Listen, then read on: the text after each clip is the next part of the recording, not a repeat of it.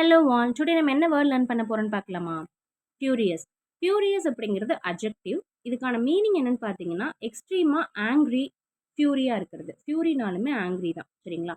Extreme கோபத்தை வெளிப்படுத்துறது தான் வந்து ஃபியூரியஸ். ஓகேங்களா? இதுக்கான செகண்ட் மீனிங் என்னன்னு பார்த்தீங்கன்னா, ரொம்ப வயலண்ட்டா, இன்டென்ஸா இருக்கும் அவங்களோட ஆக்ஷன்ஸ், அவங்களோட மூவ்மெண்ட்ஸ். சரிங்களா?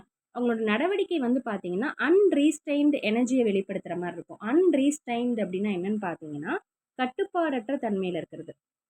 சரிங்களா? ரீஸ்ட்ரெயின்னா கட்டுப்பாடோட இருக்கிறது. அன்ரீஸ்ட்ரெயின்டு அப்படின்னா, கட்டுப்பாடற்ற நிலையில இருக்கிறது. அந்த மாரி பிஹேவியர், வயலன்ட் பிஹேவியருமே வந்து ஃபியூரியஸ்ன்னு சொல்லலாம். இது ஒரு நெகட்டிவ் மீனிங் குடுக்கக்கூடிய ஒரு வேர்ட் தான். ஃபார் எக்ஸாம்பிள் ஃபியூரியஸ் டாக் அப்படின்னா, இந்த இடத்துல வந்து பார்த்தீங்கன்னா, அந்த டாக் ரொம்பவே வந்து வயலன்ட்டா பிஹேவ் பண்ணுது அப்படிங்கிற மீனிங்ல வரும். ரொம்ப கோபத்தை வெளிப்படுத்தக்கூடிய டாகா இருக்கு அப்படிங்கிற மீனிங்ல வருது. சரிங்களா? ஓகே. இதுக்கான க்ளூ இப்ப நம்ம ஃபிக்ஸ் பண்ணிடலாம். ஃபியூரியஸ் அப்படிங்கிற வேர்ட நீங்க அப்சர்வ் பண்ணீங்கன்னா, ஃபர் அப்படிங்கிற ஸ்பெல் இருக்கிறத நீங்க பார்க்கலாம். இந்த வேர்ட்ல.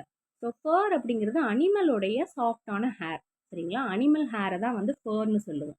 ஸோ இந்த மாரி ஃபர் வந்து நம்ம வீட்ல, இல்ல நம்ம வொர்க் பண்ற பிளேஸ்ல ஸ்ப்ரெட் ஆகி இருக்கும்போது, நம்மளுடைய கோபம் வந்து அதிகமா வெளிப்படும். அதே மாரி நம்ம வயலன்ட்டா பிஹேவ் பண்ணுவோம். நம்மளோட ஆக்ஷன்ஸோ, மூவ்மெண்ட்ஸோ வயலன்ட்டா இருக்கும்.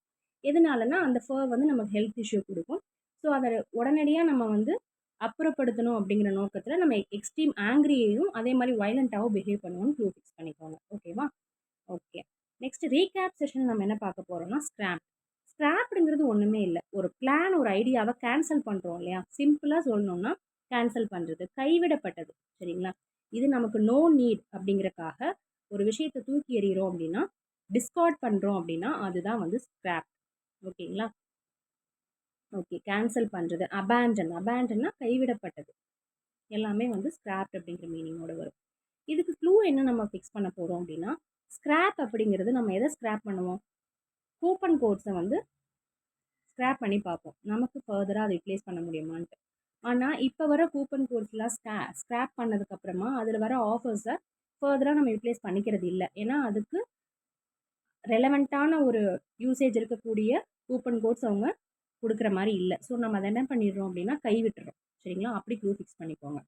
ஸோ, கூப்பன் கோட்ஸ்ல ஃபர்தரா ரெலவென்ட்டா நமக்கு ஆஃபர் வராதனால, அத ஸ்கிராப் பண்ணி பார்த்துட்டு நம்ம அப்படியே அத வந்து அபேண்டன் பண்ணிடுறோம், கேன்சல் பண்ணிடுறோம்னு க்ளூ ஃபிக்ஸ் பண்ணிக்கோங்க. ஓகேவா? டுமாரோ ஒரு வேர்ட் லேர்ன் பண்ணிக்கலாம். Thank you. Have a nice day.